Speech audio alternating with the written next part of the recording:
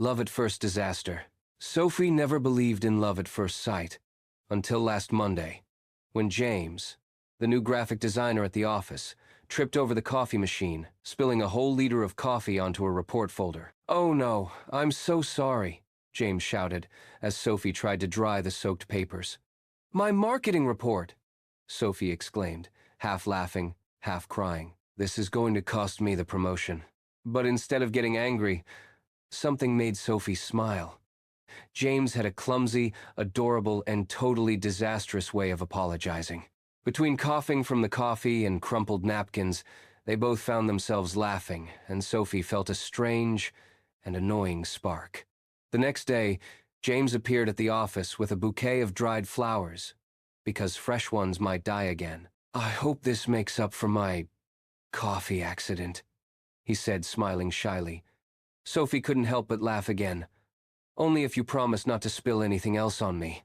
But James seemed determined to be a romantic disaster. Every attempt to impress her turned into an even funnier disaster.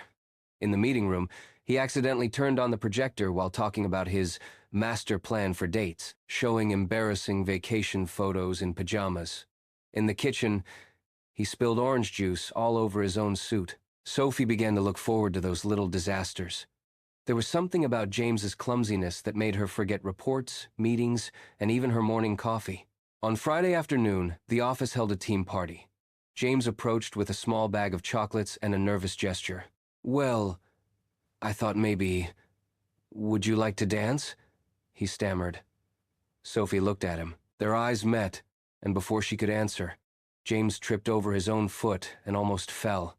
But this time, Sophie caught him. They both laughed, and the music seemed to disappear around them. "I guess so," Sophie said, taking his hand.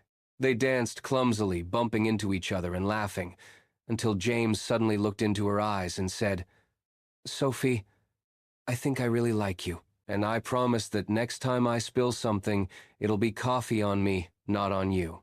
Sophie couldn't help but laugh again, but her heart was racing. "All right, James, but only because you're clumsy and adorable at the same time."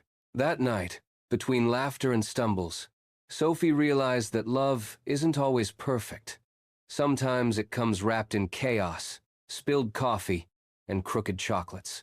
But that doesn't make it any less sweet. And as James hugged her, almost tripping again, Sophie knew that this disaster was exactly what she had been looking for.